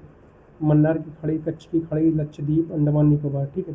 तो इन सब प्रश्नों में अधिकतर ऑल ऑफ द अबव जो है होने की संभावनाएं रहती हैं, जहाँ पे संभावनाएं वाले क्वेश्चन पॉसिबिलिटीज़ दिखे आपको। तो संरक्षण के लिए निम्नलिखित में से कौन सी, तो कोई निगेटिव यहाँ पे नहीं दिया गया स्टेटमेंट। तो अंडमान निकोबार भी संरक्षण के लिए भाई वहाँ पे जो कोरल्स हैं उनको ज़रूरी है। लक्षद्वीप, कच्छ खाड़ी, मन्नार खाड़ी, तो ऑप्शन डी होगा। तो ऐसे प्रश्नों को जहाँ पे पॉसिबिलिटीज़ कोई निगेटिव नहीं तो वहाँ पे ऑल ऑफ द अबव लगा दें आप, संभावनाएं ज़्यादा सही होने की रहती है। अब देखते हैं ज्वालामुखी के बारे में निम्नलिखित कथनों पर विचार कीजिए। तो शील्ड ज्वालामुखी और स्ट्रेटो ज्वालामुखी के बारे में दिया गया। तो शील्ड ज्वालामुखी मुख्यतः इंडेसाइटिक लावा से होते हैं, ठीक है। तो ये देखिए गलत लिखा गया है। शील्ड जो है आपका बेसाल्टिक से होता है और स्ट्रेटो ज्वालामुखी होता है वह इंडेसाइटिक। थोड़ा यहाँ पे एक्सचेंज कर दिया गया आंसर, तो इसका जो दोनों गलत है, सही कथन बताना था, ठीक है। तो दोनों इसमें न तो वन न तो सेकेंड होगा, ठीक है। अगला प्रश्न है कि नवाचारों के स्थानिक प्रसार को समझाने वाला है ना geographical model spatial diffusion innovation, ठीक है। ये शब्दावली किसके द्वारा दिया गया था? तो हैगरस्टैंड के द्वारा दिया गया है। तो कई बार रिपीटेड क्वेश्चन है। फिर दिया गया है कि छत्तीसगढ़ के किस क्षेत्र में सिलिका युक्त हेमेटाइट ऐश पट्टी है? दुमकुर, चित्रदुर्ग, सूरजकुंड, गढ़चिरौली, बोनाई के ओछर, बैलाडीला, दांतेवाड़ा, ठीक है। तो इसमें बैलाडीला दांतेवाड़ा का नाम अधिकतर आप लोग सुनते होंगे, तो इस तरह यहाँ पे बैलाडीला रेंज होगा, ठीक है। तो इसका जो आंसर होगा डी। अब देखते हैं कि एकीकृत कृषि प्रणाली में शामिल है। एकीकृत मतलब है ना इंटीग्रेटेड जो एग्रीकल्चर है। तो इंटीग्रेटेड में क्या है, सबको शामिल करेगा, बागवानी को, डेयरी फार्मिंग, मत्स्य, पशुपालन। इसका जो आंसर होगा डी हो जाएगा सब, ठीक है। अब है कि नॉर्थ अटलांटिक प्रवाह निम्नलिखित किस धारा का विस्तार है? तो नॉर्थ अटलांटिक किसका है? तो जब हम देखते हैं यहाँ से नॉर्थ अटलांटिक, पहले उत्तरी विषुवत रेखीय धारा आएगी, फिर गल्फ स्ट्रीम, फिर उत्तरी अटलांटिक। तो यह गल्फ स्ट्रीम धारा का जो है प्रवाह है, ठीक है। अब अगला जो प्रश्न है कि उथली पारिस्थितिकी केंद्रवाद का समर्थन करती है। गहरी परिस्थिति सभी जीवन रूपों के अंतर्निहित मूल्यों का समर्थन करती है, ठीक है। तो यहाँ पे जो आंसर होगा सेकंड तो सही होगा, जबकि यहाँ पे जो दिया गया है कि सैलो इकोलॉजी एडवोकेट्स इकोसेंट्रिज्म, ये इकोसेंट्रिज्म की बात नहीं करता है बल्कि एंथ्रोपोसेंट्रिज्म की बात करता है, ठीक है। तो इसका जो आंसर होगा केवल सी होगा, ठीक है। अब देखते हैं कि अगला प्रश्न, कौन सी प्रक्रिया सूर्य की चमक बनाए रखने के लिए जिम्मेदार है? हीलियम परमाणु का रेडियोधर्मी क्षय, केवल गुरुत्वीय संकुचन, केवल गुरुत्वीय गलत कर सकते हैं। ये हीलियम परमाणु का रेडियोधर्मी क्षय, तो रेडियोधर्मी क्षय की बात की जा रहे हैं, रेडियो एक्टिव डीके, ये भी गलत हो सकता है अगर आप थोड़ा लॉजिकल गेस करेंगे। और विखंडन की रासायनिक अभिक्रियाओं की श्रृंखला, तो चेन ऑफ केमिकल फिजन दिया है, तो फिजन नहीं होता इसमें, इसमें फ्यूजन होता है, न्यूक्लियर फ्यूजन। तो यहाँ पे बी हो जाएगा आंसर, ठीक है। अब देखते हैं कि ESRI के संबंध में कौन से कथन गलत हैं, ठीक है। तो ग्रीन हाउस, इसमें देखेंगे कि निगेटिव सेंस कौन सा है, तो ठीक है ये एक्सट्रीम स्टेटमेंट जो है तो उसमें गलत होने की संभावना अधिक रहती है। जैसे ESRI खेती ग्रीन हाउस गैस उत्सर्जन कम करने में मदद करती है, ठीक है। तो पॉजिटिव इसमें दिख रहा है तो ये सही होगा। फिर SIR उगाए गए पौधों की जड़ प्रणाली अधिक प्रचुर होती है, यह भी एक संभावना दिख रहा है पॉजिटिव का। ESRI धान खेतों में निरंतर जल भराव को हतोत्साहित करता है, यह इसमें भी पॉजिटिविटी दिख रही है। जबकि ESRI खेती में उर्वरकों का भारी उपयोग आवश्यक है, ठीक है। तो इसमें देखिए दिख रहा है निगेटिव सेंस, उर्वरकों का अधिक प्रयोग, ठीक है। ये तो पर्यावरण के लिए नुकसानदायक होगा, तो यही जो है नहीं होगा, गलत कथन बताना है तो इसमें, तो इसका जो आंसर होगा डी होगा। ठीक है, तो इस तरह आप जो है एलिमिनेशन थ्रू इसको लगा सकते हैं। दी कंडीशन ऑफ पोस्ट मॉडर्निटी, ये देखिए कई बार क्वेश्चन पूछा गया है, इसके जो आंसर होगा डी होगा, ए होगा, हार्वे। ठीक है, तो डेविड हार्वे के द्वारा दिया गया है पुस्तक का।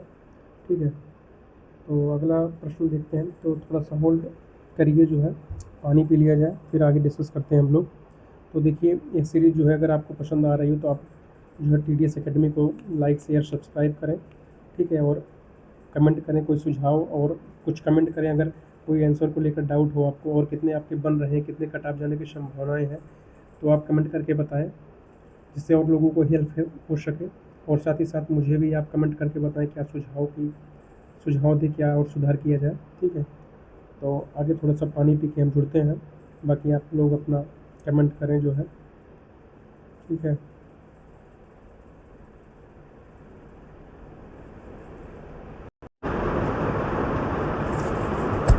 तो आइए फिर आगे हम लोग देखते हैं क्वेश्चन जो है 52।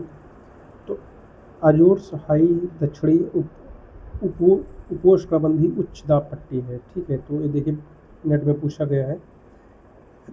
एजोर्स हाई जो है दक्षिणी उपोष्णकटिबंधीय नहीं है, बल्कि उत्तरी जो है उपोष्णकटिबंधीय उच्च दाब पेटी है, जो नॉर्थ अटलांटिक में पाई जाती है।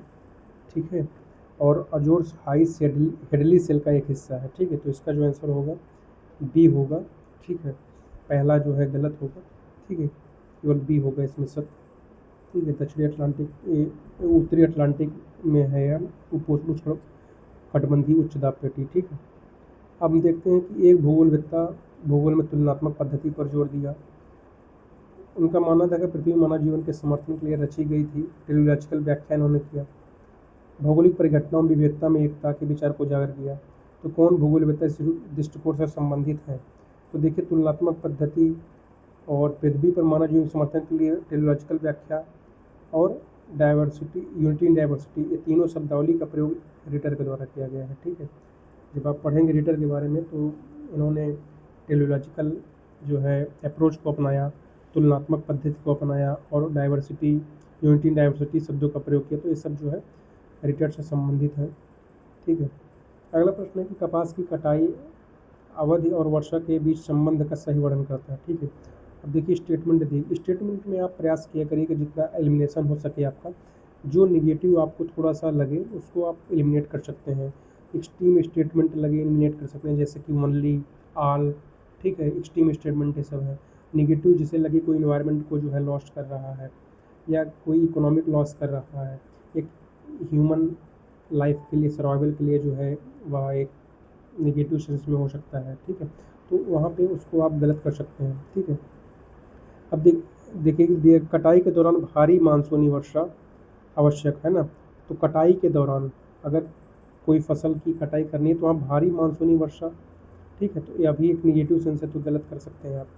55 से 100 सेंटीमीटर वर्षा आदर्श है, लेकिन कटाई के दौरान वर्षा हानिकारक है। ठीक है, तो इसको आप देख सकते हैं कि सही थोड़ा सा दिख रहा है आपको, क्योंकि जो एक वर्षा का दिया गया है, एक आइडियल कंडीशन दिख रहा है कि 55 से 100 सेंटीमीटर वार्षिक वर्षा आदर्श है, लेकिन कटाई के दौरान वर्षा हानिकारक है। ठीक, जब कोई फसल कटाई करे उस समय अगर वर्षा होती है तो हानिकारक है, सही बात है, तो ये हो सकता है।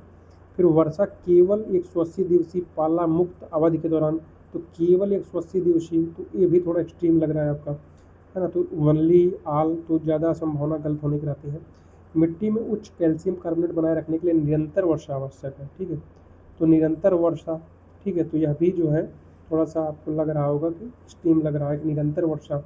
ठीक है, तो इस तरह आप एलिमिनेशन के थ्रू जो है कि निरंतर वर्षा, फिर यहाँ पे केवल 180 दिवसीय, भारी मानसूनी वर्षा, इस तरह एलिमिनेट करेंगे तो आपका बी जो है बनेगा। तो स्टेटमेंट में आसान हो सकता है आपको जो है सॉल्व करना, अगर आप थोड़ा सा एलिमिनेशन ट्रिक लगाएं। ठीक है, अब देखिए अगर जो फैक्चुअल है, अगर आपने रटा है, आपने रिवीजन जितना रिवाइज किया रहेगा उतना डाउट होने की संभावना अभी कम हो जाती है। ठीक है, जैसे काउचुक शब्द जो है ये पहली बार पूछा गया एग्जाम में है, तो यह तो ईश्वर के भरोसे ही है, तो यह जो है प्राकृतिक रबर से संबंधित है। ठीक है, ये सब रटाया होना चाहिए, तो पहली बार पूछा गया, तो इसमें जो सही भी होना है तो उसमें बहादुरी की कोई बात नहीं है, यह तुक्का ही है। संदूर रेंज निम्नलिखित में से किस एकीकृत इस्पात संयंत्र के लिए कच्चे माल का स्रोत है? ठीक है, तो भिलाई, विशाखापत्तनम, राउरकेला, है ना। तो ये भी एक प्रकार का फैक्चुअल है, तो इसमें जो आंसर होगा JSW विजयनगर स्टील प्लांट है। ठीक है, इसका जो आंसर होगा सी है। ठीक है, अगला प्रश्न है कि कोयला क्षेत्र कम फास्फोरस सामग्री वाला उच्च श्रेणी का धातुकर्म बिटुमिनस कोयला उत्पादन के लिए जाना जाता है। कोलटार कोयला क्षेत्र, है ना, कुटार, फिर रामगढ़ है, डाल्टनगंज कोयला क्षेत्र, गिरिडीह। ठीक है, तो यह भी फैक्चुअल इन नेचर है, तो इसका जो आंसर होगा गिरिडीह कोयला क्षेत्र है। इसमें कोई एलिमिनेशन तो वो सब लगाना नहीं है, तो फिर भी दिमाग पे आप लगा सकते हैं कि अधिकतर जो है जो फेमस कोयला क्षेत्र है तो गिरिडीह है, तो इसके माध्यम से आप लगा सकते हैं, तो गिरिडीह ही सही है। आगे दिया गया कि जलवायु विज्ञान में समताप रेखाओं का परिचय का श्रेय जाता है, तो कौन किया था? मैकिंडर तो हार्टलैंड पॉलिटिकल ज्योग्राफी से संबंधित है। कोपिन ने जो है जलवायु वर्गीकरण किया है। जूलियन हॉर्न जो है, ठीक है, तो जूलियन हॉर्न एक नया नाम है, तो कोई आप देख सकते हो। तो अलेक्जेंडर वन हम्बोल्ट ने समताप रेखाओं के संबंध में प्रथम जो है विचार प्रस्तुत किया था, तो इसका जो आंसर होगा सी होगा। ठीक है, और इन्होंने ही वर्षा और वन के बीच भी संबंध स्थापित किया था। वन हम्बोल्ट जब गए थे यात्रा के लिए दक्षिण अमेरिका में। ठीक है, उष्णकटिबंधीय चक्रवात के विकास के लिए कौन सी वायुमंडलीय स्थिति अनुकूल है? निचले वायुमंडल में शुष्क वायु, स्थिर वायुमंडल, तीव्र ऊर्ध्वाधर पवन अपकर्ष, अस्थिर हास्य। ठीक है, तो इसमें देखिए अधिकतर बच्चों को जो थोड़ा सा कन्फ्यूजन हुआ अनस्टेबल लैप्स रेट और स्ट्रॉन्ग वर्टिकल विंड शेयर में, तो इसको थोड़ा होल्ड किया जा सकता है, क्योंकि बी, सी और डी को लेकर कन्फ्यूजन बरकरार है अभी भी। लेकिन ChatGPT के द्वारा जो दिया गया आंसर है अनस्टेबल लैप्स रेट है, तो अभी डी हम मान के चलेंगे, बाकी देखिए आंसर की आने के बाद क्लियर होगा। अब देखिए प्राकृतिक चिमनियाँ ब्लो होल्स ग्लूब्स शब्द का वर्णन, तो अगर आपने पढ़ा होगा सेबिनसुंग के पुस्तक में, तो दिया गया है कि ये एक अपरदनात्मक जो है स्थलाकृतियाँ हैं जो ओशन जो करंट है उनके द्वारा निर्मित होती हैं। तो चट्टानी भृगुओं पर लहरों की क्रिया से बने तटीय अपरदनात्मक लक्षण है। ठीक है, तो अपरदनात्मक है, जबकि निक्षिप्रात्मक में आपके जो है आते हैं जो क्या नाम है, कोस्टल जो सबका हुक वगैरह होते हैं। ठीक है, हुक है और कई ऐसे हैं, अभी नाम थोड़ा सा भूल कर रहा हूँ मैं। ठीक है, तो ये अपरदनात्मक जो है स्थलाकृतियाँ हैं। अब आगे देखते हैं, अगला प्रश्न है कि वान थ्यूनेन के अनुसार दूसरी पेटी में कौन सी गतिविधि होती है? तो अगर वान थ्यूनेन का आपने पढ़ा होगा एग्रीकल्चर लोकेशन थ्योरी, तो इसमें इन्होंने बताते हैं कि ईंधन और लकड़ी जो है फायर वुड जो है और टिम्बर प्रोडक्शन जो है सेकंड में आता है।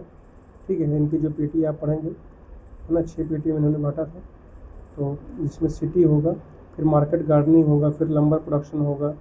ठीक है, फिर बताते हैं कि विदाउट फैलो लैंड होगा, फिर फैलो लैंड होगा, फिर 3 फील्ड सिस्टम होगा, फिर फलन होगा। तो इस तरह इन्होंने जो है दिया है, तो इनको एक बार आप देख लीजिएगा, तो इसका जो आंसर होगा बी होगा। अब देखिए इसमें दिया गया है भौतिक विशेषता और स्थान, तो यूराल पर्वतमाला यूरोप और एशिया रूस के बीच स्थित है, तो ये सत्य है। पश्चिमी साइबेरिया मैदान यूरोप पर्वतमाला और एशियाई नदी के बीच जो है, इसको लेकर थोड़ा कन्फ्यूजन हुआ, तो ये बाकी काकेशस पर्वतमाला अरब सागर और बैकाल झील के बीच में, तो तीसरा तो गलत है, क्योंकि अरब सागर और बैकाल के बीच में नहीं है, बल्कि यह कैस्पियन सागर और ब्लैक सागर के बीच में है, तो तीसरा तो गलत हो गया, तो ये हो गया, ये हो गया, इसमें गलत ही बताना था। तो अगर आप कन्फ्यूजन हो सकता है कि तो इसमें जो सही होगा तो दूसरा तीसरा होगा। ठीक है, नहीं, इसमें जो होगा सत्य जो होगा वो डी वाला होगा, केवल तीसरा जो है गलत है, बाकी ये दोनों सत्य हैं। ठीक है, तो गलत बताना है तो केवल डी होगा। ठीक है, अगला प्रश्न है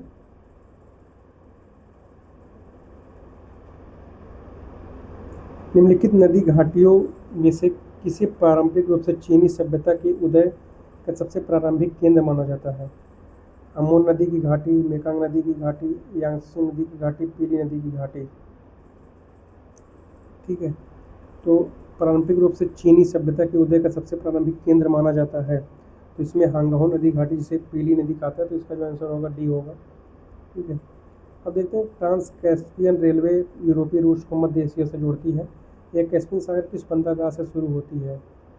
पोर्ट आर्थर, व्लादिवोस्तोक, हैलिफैक्स। ये देखिए अमेरिका में है व्लादिवोस्तोक जो है, या कैस्पियन तो नहीं, ये तो साइबेरियन रेलवे पे है। ठीक है, तो इसमें पोर्ट आर्थर और इसमें कन्फ्यूजन हो तो पोर्ट आर्थर तो, और इसमें लेकर तो 50-50 में तो क्रास्नो डो ड्रस्ट का आप लगा सकते हैं, क्योंकि थोड़ा सा मिलता जुलता नाम है इससे। ठीक है, इंडिया स्टैक क्या है? तो शासन के लिए डिजिटल उपकरण की प्रणाली, वित्तीय सब्सिडी, ग्रामीण रोजगार कार्यक्रम। तो इसका जो आंसर होगा डिजिटल एपीआई का एक समूह जो सेवा वितरण को सक्षम बनाता है। ठीक है, तो इसका जो आंसर होगा डी होगा। अगला कि पीटर हैगेट का मानव भूगोल में स्थानिक विश्लेषण 1965 भूगोल की किस विचारधारा से संबंधित है? कल्याणकारी भूगोल, मानवतावादी, रेडिकल भूगोल, मात्रात्मक क्रांति। ठीक है, तो इसका जो आंसर होगा पीटर हैगेट जो है किससे है? तो मात्रात्मक क्रांति जैसे नॉन लोकेशनल जो है थ्योरी दिया था, तो क्वांटिटेटिव होगा इसका रिवोल्यूशन जो है इनसे। अगला प्रश्न है कि कौन पर्यावरणीय निश्चयवाद का आलोचक था? हॉटिंगटन, थ्यूसिडाइड्स, हैकल या हेटनर। तो निश्चयवादी का आलोचक कौन था? तो इसका जो आंसर होगा डी होगा हेटनर। ठीक है, बाकी हॉटिंगटन, थ्यूसिडाइड्स ये सब जो है नियतिवादी समर्थक रहे हैं। फुक्ताल नदी जो है किस नदी की सहायक नदी है? जास्कर की, सिंधु, नुब्रा या श्योक नदी। तो इसका जो आंसर होगा जास्कर नदी होगी। ठीक है, तो जास्कर की सहायक नदी है। कौन सी नदी सान पठार के मध्य भाग को एक गहरी तंग घाटी से होकर पार करती है?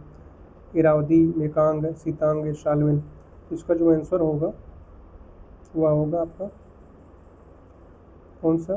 तो शाल्विन नदी होगा। ठीक है, जैव विविधता हानि और संरक्षण पर निम्नलिखित कदमों पर विचार कीजिए। जैव विविधता की हानि पर्यावरणीय विक्षोभों के प्रतिरोध को कम करती है, या सही है। ठीक है, तो स्टेटमेंट में आप लगा सकते हैं एलिमिनेशन ट्रिक। और क्रायोप्रिजेशन उन्नत स्वस्थानीय संरक्षण का एक उदाहरण है। तो ठीक है, तो स्वस्थानीय नहीं बल्कि एक बाह्य स्थानीय है। ठीक है, एक्स सीटू है, इन सीटू नहीं है।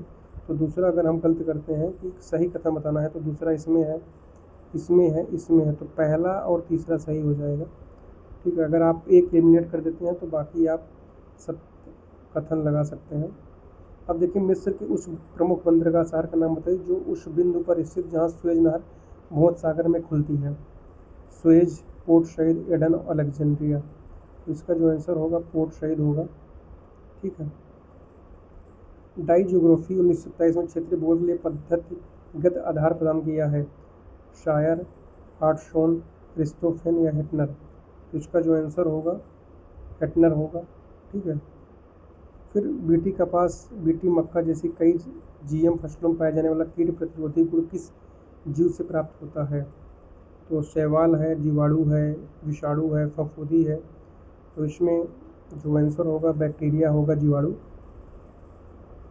अगला कि जनसंख्या सांख्यिकी में आयु आंकड़ों में त्रुटियों को निम्नलिखित में से किस सूचकांक का उपयोग करके मापा जाता है? तो इसका जो आंसर होगा विपल सूचकांक और माइट्स का मिश्रित सूचकांक दोनों होगा, ये सत्य है।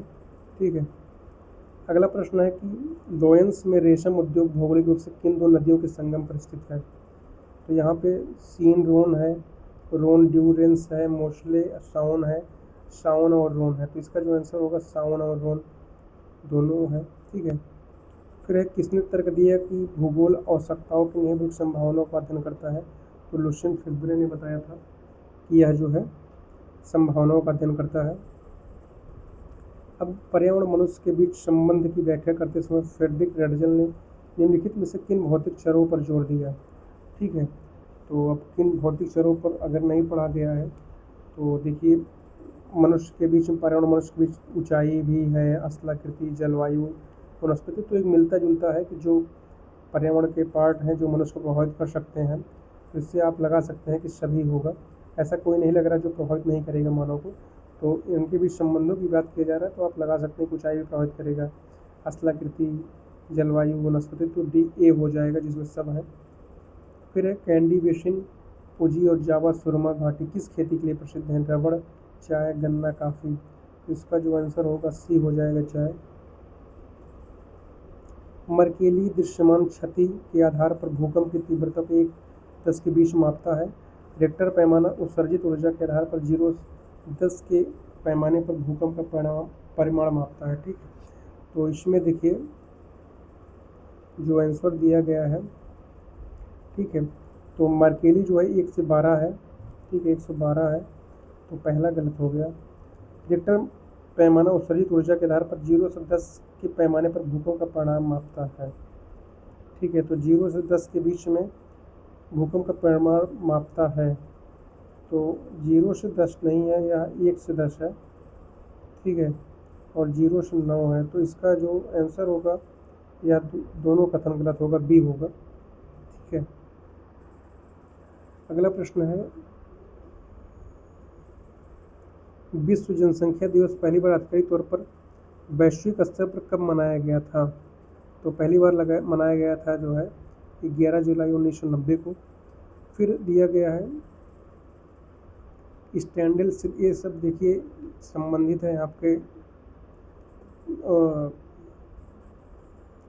कोरल रीफ से। स्टैंडल स्टील सिद्धांत, हिमनद नियंत्रण सिद्धांत, अवतरण सिद्धांत, उपयुक्त में से कोई नहीं है, मतलब सुमेलित कौन से नहीं है? तो देखिए डेली ने जो दिया है वह ग्लेशियल कंट्रोल थ्योरी दिया है, डार्विन जो है अवतरण दिए हैं, मुरे ने दिया है स्टेबल लैंड थ्योरी या सब्सिडेंट थ्योरी। ठीक है, तो यहाँ पे स्टैंड स्टिल सिद्धांत जो है यह संबंधित है, लेकिन डायरेक्ट कहीं पे लिखा नहीं है, थोड़ा सा कन्फ्यूजन हो सकता है। ठीक है, क्योंकि उपयुक्त में से कोई नहीं भी दिया गया है, तो इसका लेकिन जो आंसर होगा ए होगा, क्योंकि मुरे ने जो है स्टैंड स्टिल सिद्धांत दिया है स्टेबल एंड थ्योरी को, तो इसका जो आंसर होगा ए होगा। फिर देखिए इसको मिलान करना है, तो लारेन कोयला क्षेत्र, तो कोयला क्षेत्र लिखा है तो कोयला से मिला दीजिए। पैराडॉक्स बेसिन जो है पोटाश से है। रूर औद्योगिक क्षेत्र है, कोयला यहाँ पे अधिक है तो स्टील से है। ओल्गा बेसिन पेट्रोलियम, तो हो जाएगा आपका 1 3 4 2, 1 3 4 2 हो जाएगा बी। अगला दिया गया है वायुमंडल हस्तक्षेप तकनीकों के संदर्भ में निम्नलिखित में से क्लाउड सीडिंग विधि का सही विवरण है। ठीक है, तो इसमें जो आंसर दिया जा रहा है चैट जीपीटी के द्वारा बर्गरेन फाउंडेशन में दिया जा रहा है, लेकिन जो संभावना बन रहा है कि ये भी होल्ड में रख सकते हैं, इसको ये माना जा रहा है क्लाउड सीडिंग में आकाशीय वर्षा बादल विकसित होने करने के लिए वायुमंडलीय में सूखी बर्फ फैलाना शामिल है। ठीक है, तो सूखी बर्फ फैलाने से जो है आकाशीय वर्षा में जो है बारिश होने की संभावना बन क्लाउड सीडिंग होती है। तो ये जो है, और डी में कन्फ्यूजन, तो इसको भी होल्ड कर सकते हैं आंसर के आने तक। हॉर्मुज जल डमरू के संबंध में लिखित कथनों पर विचार कीजिए। कौन से कथन गलत है? इसमें गलत कथन बनाना है। ठीक है, तो कुवैत को देखा जाए तो कुवैत हॉर्मुज जल डमरू के तट पर है, तो हॉर्मुज के तट पर नहीं कुवैत है ना, ये फारस की खाड़ी में है। ठीक है, जब हम देखेंगे यहाँ पे, तो यहाँ पर देखेंगे हॉर्मुज यहाँ पे है, ये फारस की खाड़ी है, तो कुवैत यहाँ पे है। ठीक है, और जबकि ओमान जो है और ईरान के बीच में है, तो ओमान और ईरान के बीच में स्थित है, तो ये सत्य है। लाल सागर और अरब सागर के बीच में, तो लाल सागर यहाँ पे है।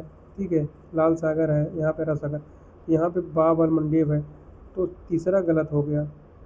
ठीक है, तो गलत कथन बताना है आपको, तो तीसरा यहाँ है, यहाँ पे है, तो अब बी और डी के बीच में, तो चौथा भी गलत दिया गया है। ठीक है, तो कुवैत। ठीक है, तो इसका जो आंसर होगा पहला और दूसरा जो है सत्य है। ठीक है, लेकिन इसमें गलत कथन बताना है, तो गलत कथन में हो जाएगा आपका तीसरा और चौथा, डी हो जाएगा। ठीक है, तो गलत कथन बताना है इसमें जो है, तो देखिए अब जो पढ़ा नहीं है कि गलत बताना है सही कथन, तो गलत कथन में हो जाएगा तीसरा और चौथा, डी। ठीक है, अब आरेत हार्न, तो आरेत क्या है कि आसपास के सड़कों के मिलने से निर्मित होता है। हार्न क्या है जब कई सड़क मिलते हैं। लटकती घाटी क्या है कि छोटी ऊपर सहायक घाटी। हिमनद गर्त क्या है कि हिमनद निर्मित यू कर्क घाटी। तो इसमें 1 2 3 4, तो डी हो जाएगा इसका आंसर। ठीक है, अब है कि कौन सा ऊर्जा गहन डिकार्बोनाइजेशन के लिए महत्वपूर्ण है, तो एल्युमिनियम में जो है ऊर्जा अधिक लगता है, तो इसका आंसर बी हो जाएगा। संसाधन प्रौद्योगिकी जनसंख्या के आधार पर विश्व जनसंख्या का क्षेत्रीय वर्गीकरण किसने किया? तो एकरमैन ने जनसंख्या संसाधन प्रदेश दिया था।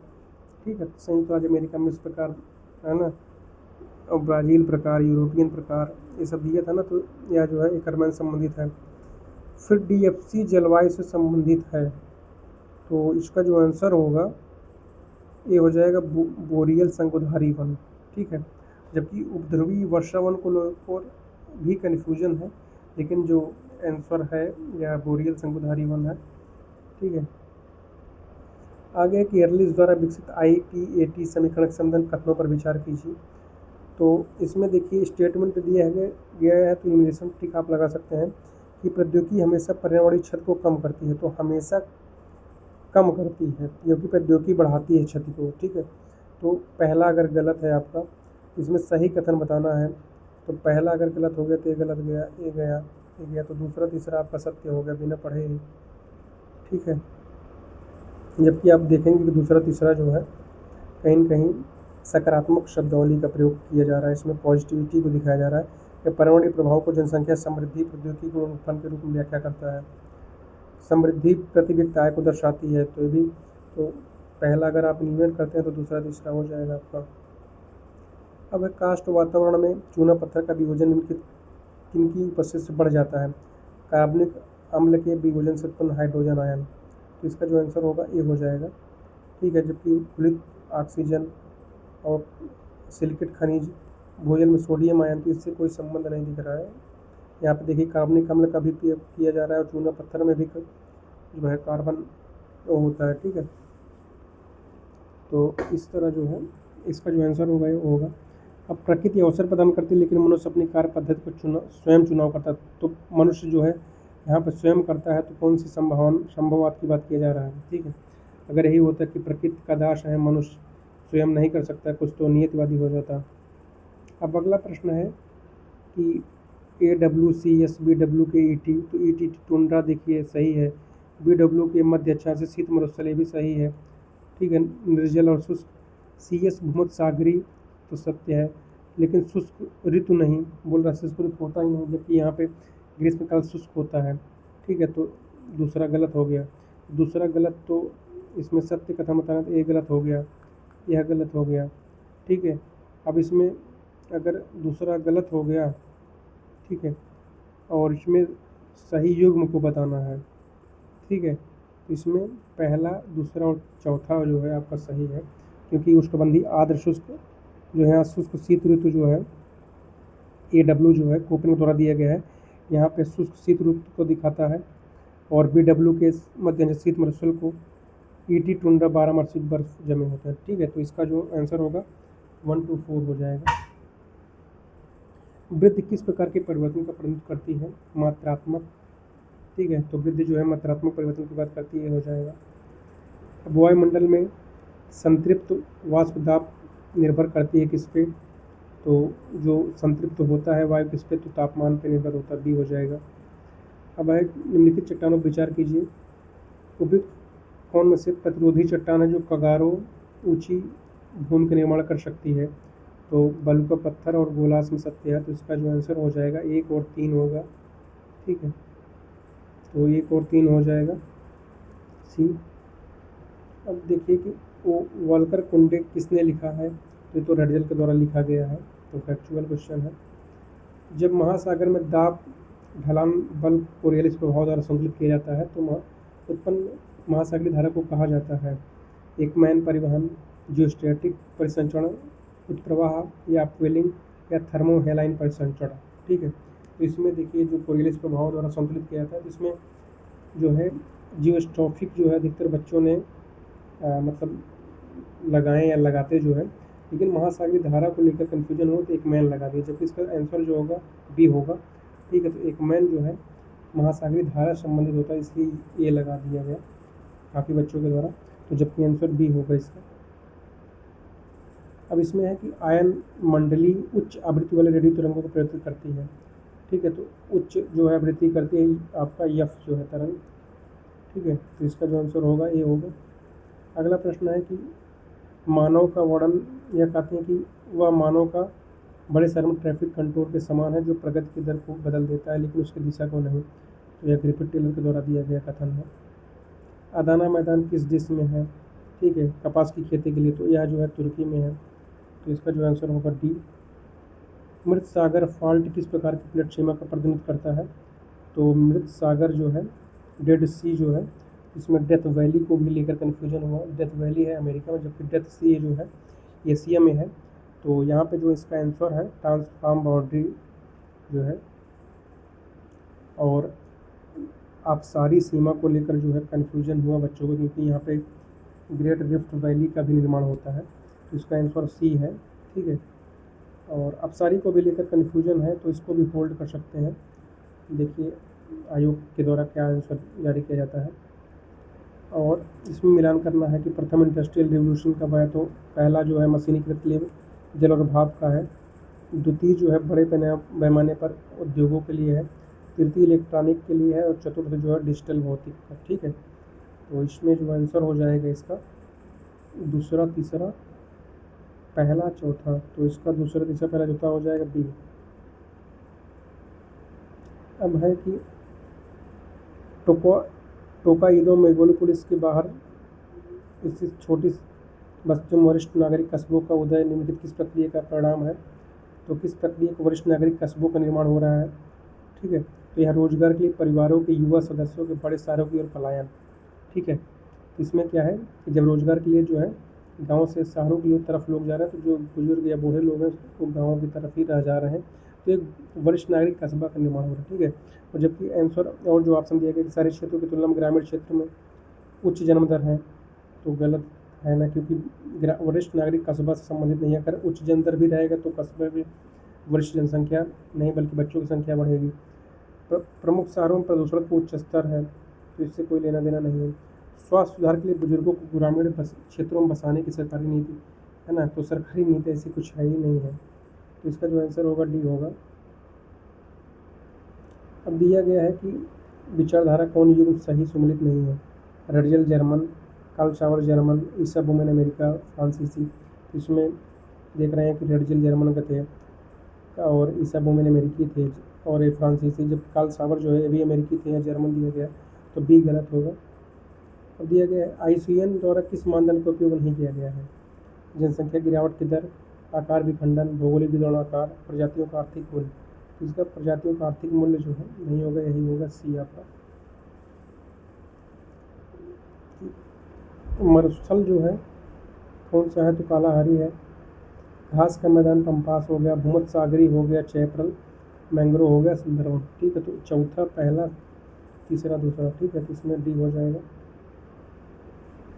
अब स्मिथ के सरलीकृत वास्तविक विश्व मॉडल के अनुसार किसी उद्योग के लिए सबसे अधिक लाभदायक स्थान उस बिंदु के रूप में परिभाषित किया जाता है। तो इसमें देखिए कुल परिवहन लागत पूर्णतः न्यूनतम होती है, तो कोई मतलब नहीं है। कुल राजस्व कुल लागत से अधिकतम मात्रा में अधिक होता है, तो यह तो सही होगा। ठीक है, फर्म ठीक लाभप्रदता के स्थानिक मार्जिन पर संतुलित होती है। ठीक है, तो यहाँ पे देखिए इंग्लिश में स्पेशल मार्जिन ऑफ प्रॉफिटेबिलिटी, तो इनके सिद्धांत का नाम भी स्पेशल मार्जिन ऑफ प्रॉफिटेबिलिटी दिया गया है। तो इसमें जो है बी और सी को लेकर कन्फ्यूजन हुआ, लेकिन जो इसका आंसर होगा बी होगा। ठीक है, और पूंजी श्रम के बीच प्रतिस्थापन एक के बराबर है, तो इसका कोई मतलब नहीं है, ये भी नहीं है। तो बी और सी में कन्फ्यूजन हुआ, लेकिन इसका जो आंसर होगा बी होगा। हंटिंगटन ने निश्चयवादी लेखन में जो है सभ्यताओं को आकार देने में किसकी भूमिका पर जोर दिया? तो जलवायु, उसको होगा डी, पहले भी डिस्कस कर चुके हैं। मोहेर का संबंध जो है चमकदार रेशा से है, जानवर से प्राप्त किससे होता है? तो अंगोरा बकरी से है। ठीक है, फिर है कि एक पौधे की प्रजाति जो शुष्क मौसम अपनी पत्तियां गिरा देती हैं लेकिन गीले मौसम में फिर से उगाती हैं। जीरोफाइट, तो जीरोफाइट पत्थर से है, हेलोफाइट नमकीन वाले से है, हाइड्रोफाइट जल से है, ट्रोपोफाइट इसका आंसर होगा बी। ठीक, कॉफ़ी के बारे में दिया गया है कौन गलत कथन है? इथोपिया में उत्पन्न होता है। पोर्टजोल मिट्टी, तो पोर्टजोल मिट्टी से कोई संबंध नहीं होगा, क्योंकि कॉफ़ी जो है ट्रॉपिकल रीजन में होता है। दूसरा गलत है। ठीक है, गलत कथन बताना है इसमें। कॉफ़ी की खेती बड़े पैमाने पर की जाती है, जिन्हें कोल खोज कहते हैं, तो भी गलत है। ठीक, कोल खोज सामूहिक खेती कहते हैं, तो इसका आंसर होगा सी। ठीक, मंचूरिया औद्योगिक क्षेत्र को भारी उद्योगों का सख्त केंद्र बताया गया है। इसमें औद्योगिक त्रिकोण का निर्माण करते हैं। चीन की सबसे बड़ी ब्लास्ट फर्नेस कौन सा है? तो इसका आंसर जो होगा अनसान, फुशन और शनियांग होगा। ठीक है। सतत विकास लक्ष्य 7 का उद्देश्य क्या है? 7 का लक्ष्य एक्सेस टू सस्टेनेबल एनर्जी, सतत ऊर्जा तक पहुँच। अब आगे देखते हैं कि अपनति हमेशा उच्चावच के रूप में दिखाई देती है। ठीक है, तो हमेशा उच्चावच के रूप में थोड़ा सा स्टीम लग रहा है। अभिनय हमेशा निम्न उच्चावच के रूप में, तो पहला गलत है। पहला अगर गलत होगा तो दूसरा सही होगा, तो इसका आंसर जो होगा बी होगा। हाइड्रोलिक स्लोप थ्योरी, ये देखिए रिपीट हुआ है, ये हार्टन के द्वारा दिया गया है। रतले जल विद्युत परियोजना चिनाब नदी पर है। और एक भूगोलवेत्ता ने एक भू आकृति का अवलोकन किया, उसका वर्णन इस प्रकार किया कि सतह समतल शीर्ष वाली, आसपास के भूभाग से अलग थलग, पार्श्व तीव्र और लगभग ऊर्ध्वाधर हैं। एक बूटे उस भू आकृति का अधिक अपरदित रूप है। ठीक है, तो यहाँ पे किस भू आकृति का वर्णन किया गया है? तो मेसा का किया गया है। मेसा जो है कि एक समतल शीर्ष होता है इनका, और यह मेसा बूटी ये सब जो है आखिरी अवस्था में इनका निर्माण होता है ना, अपर्दन के। और इनका जो पार्ट्स होता है तीव्र होता है, लघु ऊर्ध्वाधर के रूप में होता है। और बूटे जो है उस भू आकृति का अधिक अपर्दित रूप होता है। जब मेसा अधिक अपर्दित होता है तो बूटे हो जाता है। ठीक है। जकोटा त्रिकोण आर्थिक अंतरक्रिया आर्थिक अंतरक्रिया किसके बीच हो सकती है? तो जापान, जा से, को से कोरिया हो गया, दक्षिण कोरिया, टी से हो गया ताइवान, है ना। तो जकोटा तो हो गया ए इसका आंसर। अब घनत्व माप कृषि क्षेत्रों में खाद्य सुरक्षा दबाव का विश्लेषण करने के लिए उपयोग किया जाता है। इसमें एग्रीकल्चर डेंसिटी और कायिक डेंसिटी के बीच में कन्फ्यूजन हुआ, लेकिन इसका जो आंसर होगा ये होगा। कनाडा की ग्रैंड बैंक्स अपनी निम्नलिखित विशेषताओं के लिए वैश्विक रूप से महत्वपूर्ण है। ठीक है, तो ग्रैंड बैंक्स जो है यह समुद्री मत्स्य क्षेत्र है। अब आगे जनसांख्यिकी संक्रमण मॉडल किस अवस्था के दौरान वृद्ध जनसंख्या में तीव्र वृद्धि? इसमें देखिए वृद्ध जनसंख्या दिया गया है, जबकि काफ़ी लोगों ने वृद्धि पढ़ ली है इसको। तो वृद्ध जनसंख्या होता है चौथी अवस्था में, ये हो जाएगा आंसर। मयूरक्षी नहर किस नदी से अपवाद हो रही है? तो इसका जो है गंगा से है, तो ये हो जाएगा। निम्नलिखित वृक्ष प्रजातियों और उनके भारत में पाए जाने वाले विशिष्ट क्षेत्रों का कौन सी जो सही सम्मिलित नहीं है? तो इसमें सब जो सम्मिलित नहीं है वह भी होगा सफ़ेद विलो जो है। अगला है कि पल्ली गांव, तो पल्ली गांव सब जानते हैं सौर ऊर्जा से है। पृथ्वी के तरल बाहरी कोर में संवहनी तरल की गतिज ऊर्जा को चुंबकीय ऊर्जा में कौन सा तत्व परिवर्तित करता है? तो इसका जो आंसर होगा डी होगा, डायनोमो। ठीक है, तो इस तरह हम लोगों ने 125 प्रश्नों को पूरा जो है यहाँ पे हल किया। तो अगर यह जो है सीरीज हमारी आपको अच्छी लगी हो तो, और कमेंट के माध्यम से आंसर अगर कुछ गलत दिया गया हो मेरे के द्वारा, तो आप कमेंट करके आंसर दें और सुझाव दें, कुछ और सुधार की गुंजाइश हो। TDS एकेडमी को अधिक से अधिक लोगों तक आप पहुँचाएँ। ठीक है, और अधिक से अधिक लोगों तक शेयर करें। बहुत बहुत धन्यवाद आप सभी का।